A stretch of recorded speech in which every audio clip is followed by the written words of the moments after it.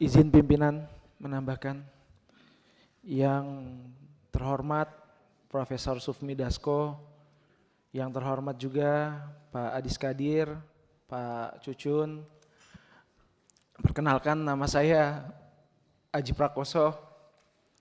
Saya hakim dari Pengadilan Negeri Sampang, Madura. Jauh-jauh ke sini, mohon maaf kalau suara saya bergetar. Jauh-jauh ke sini kami ingin menghubungkan suara rekan-rekan hakim yang ada di penjuru seluruh Indonesia. Hari ini saya sampaikan bahwa telah 12 tahun negara abai terhadap kondisi hakim.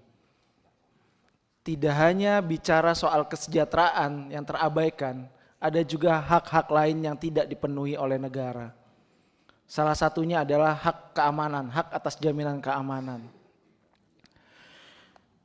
Tadi sudah banyak dijelaskan oleh rekan kami, rekan Rangga, rekan Jusran Bapak. Saya menambahkan bahwa kondisi hakim hari ini, ekonominya berada di ujung tanduk. Berada ditugaskan di penjuru-penjuru Indonesia. Bukan kami tidak suka terhadap hal tersebut. Bukan kami meminggirkan hal tersebut, tidak. Sejak kami dilantik di awal, kami bersedia untuk ditempatkan di seluruh penjuru Indonesia. Menjadi pintu gerbang terakhir untuk memberikan rasa keadilan kepada masyarakat. Tapi kondisi inflasi selama 12 tahun, negara tidak hadir di sana. Saya menyampaikan Bapak kondisi teman-teman, saya ambil contoh saja, ada rekan saya Ervan, berada di Kepulauan Buru, Maluku, rumahnya, home base-nya ada di Gresik, Jawa Timur. Dengan membawa istri dan 2 orang anak untuk pulang kampung saja mungkin harus menahan diri 3-4 tahun. Begitupun saya, sebelum di Madura saya ditugaskan di salah satu kabupaten di Provinsi Jambi, di Tanjung Jabung Timur.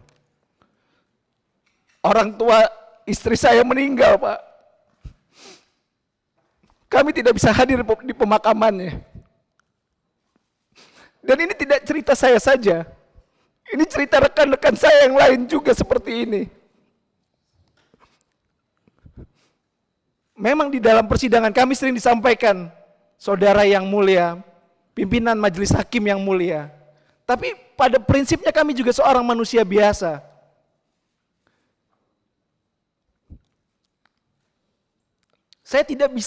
Kami tidak bisa untuk berada di pemakaman orang tua kami.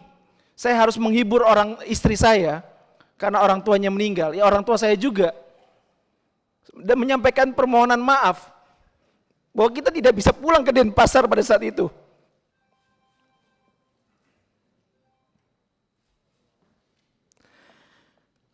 Dan ini tidak sedikit yang dirasakan oleh rekan-rekan hakim. Tidak sedikit yang harus berpisah. Akhirnya bercerai dengan pasangannya karena persoalan ekonomi ini. Mungkin yang masyarakat tahu, gaji di atas 10 juta itu sudah sangat besar. Tapi bagaimana dengan, kami sadar ekonomi masyarakat juga tidak sedang baik-baik. Kami tidak ingin minta menjadi kaya raya, tidak. Tidak sama sekali kami tidak minta kaya raya, tidak. Bahkan dari naskah kebijakan yang kami ajukan, draft perubahan peraturan pemerintah nomor 94 tahun 2012, kami hanya meminta besaran kenaikan 142%. Tidak ada setengahnya dari 300% kenaikan gaji pegawai Kementerian Keuangan. Padahal ancaman terhadap keamanan kami, ancaman terhadap jiwa kami, jiwa keluarga kami itu nyata di depan mata. Saya pernah menangani perkara pembunuhan, bolak-balik rumah diintai, posisi saya harus nginap di kantor karena harus mendraft putusan. Istri dengan 3 orang anak kecil, tidak punya ART karena keterbatasan ekonomi, menyampaikan, ya rumah bolak-balik didatangi orang malam-malam, pintunya juga digedor. Ini kondisi nyata. Saya sampaikan, hubungi tetangga. Ini bukan cerita saya saja, tapi cerita rekan-rekan hakim yang ada di Indonesia. Kami tidak minta menjadi kaya raya, tidak. Tapi kami minta negara hadir.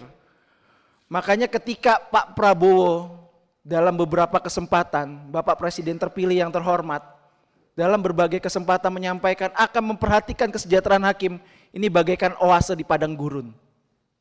Bagaikan tetesan embun di tengah kekeringan.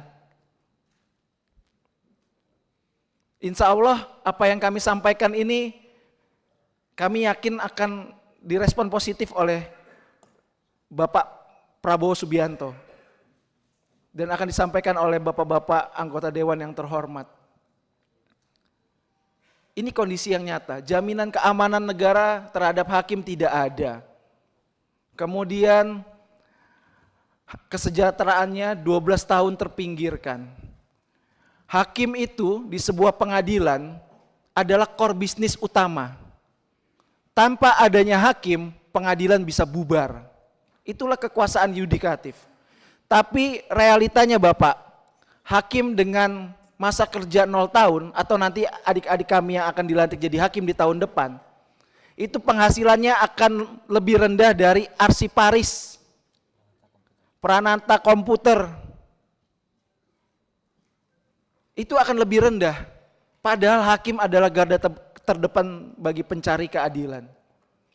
Apakah kemudian ketika hakimnya mundur, pengadilan juga bubar kan? Otomatis karena core bisnis utama. Apa mau diganti jadi arsiparis negeri, arsiparis agama, atau arsiparis tata usaha negara? Begitu juga peranata komputer. Bukan kami mendiskreditkan pekerjaan yang lain, tapi itulah seharusnya kekuasaan kehakiman, hakim yang lebih dulu diutamakan. Kami sudah menyampaikan ini kepada pimpinan Mahkamah Agung juga, kemarin sudah kami sampaikan. Saya juga perwakilan yang bertemu dengan Pak Menteri Hukum dan HAM, Pak Supratman Andi. Tanggapannya dari Pak Supratman Andi sangat positif, akan membantu mengharmonisasi. Ini sebuah oase, Pak.